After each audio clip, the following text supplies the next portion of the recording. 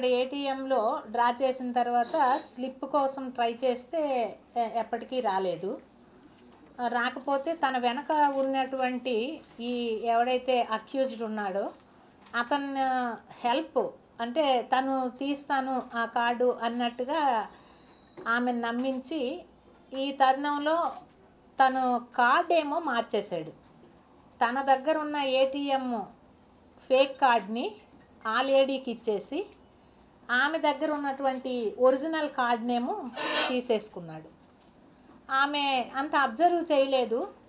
కొద్ది రోజుల తర్వాత తను బ్యాంకుకి వెళ్ళి తన తాలూకా బ్యాలెన్స్ అది చెక్ చేసుకుంటే తన అకౌంట్లో ఉండేటటువంటి 6 లక్షల రూపాయలు విత్డ్రాల్ అయినట్టు సో మెనీ టైమ్స్ 10,000 చెప్పున 6 లక్షలు విత్డ్రాల్ అయినట్టు అబ్జర్వ్ చేశారు. బ్యాంక్ వాళ్ళు కూడా చెప్పడం జరిగింది. ఇమీడియట్గా బ్యాంక్ వాళ్ళకి చెప్పి ఆ అకౌంట్నేమో ఫ్రీజ్ చేయించడం జరిగింది.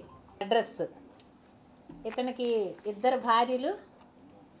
రెండో భార్యకి ఒక అమ్మాయి అంటే అల్లుడు, కూతురు అల్లుడు కూడా ఉన్నారు. ఏవేవైతే అమౌంట్స్ ఈయన ఏటీఎంలో ఇట్లా విక్టిమ్స్ని నుండి తీసుకుంటాడో అవంతా కూడా ఆ భార్యలకి పిల్లలకి ఇవ్వడము, చాలా జల్సాలు చేయడము. అసలు ఇంతవరకు అసలు చాలా స్టేట్స్లో చేశాడు, కానీ ఎక్కడ కేసు రిజిస్టర్ అవ్వలేదు. వెస్ట్ బెంగాల్లో చాలా చేశాడు, ఖరగ్పూర్లో చేశాడు, ఒరిస్సాలో చేశాడు, తెలంగాణలో చేశాడు, తమిళనాడు చెన్నైలో చేశాడు, ఆంధ్రప్రదేశ్లో చేశాడు. అయితే మన దగ్గర 4 కేసులు రిజిస్టర్ అయ్యి ఉన్నాయి.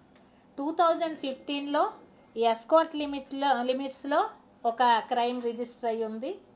అలాగే విజయనగరము పార్వతీపురంలో కూడా రీసెంట్గా 2023లో ఒక కేసు రిజిస్టర్ అయ్యి ఉంది. ఇప్పుడు మనము ద్వారకాలో ఒక కేసు రిజిస్టర్ చేసాము ఇంతకుముందే. అదేవిధంగా గాజువాకలో ఒక కేసు రిజిస్టర్ అయ్యి ఉంది. అయితే మనము టెక్నికల్గా అన్ని ఆస్పెక్ట్స్లో చూస్తే సుమారు 30 ఏరియాస్లో మన దగ్గరే వీడు అఫెన్సెస్ చేశాడు. గాజువాక, అల్లిపురము, దువ్వాడ, ద్వారకానగరు, దొండపర్తి, పూర్ణ మార్కెట్ ఏరియా, రామ్నగరు, కంచరపాలెము, ఈ అన్ని ఏరియాల్లో అన్ని ఏటీఎం థెఫ్ట్లే. వీటి టార్గెట్ ఏంటంటే కొంచెం ఏజ్డ్ పీపుల్, ఉమెన్ అయినా మెన్ అయినా చూస్తాడు. వీడు చాలా నీట్ అపీరెన్స్, అంటే ఒక సాఫ్ట్వేర్ ఎంప్లాయీలా ఉంటాడు. టక్కు గిక్కు అన్నీ కనిపిస్తాయి.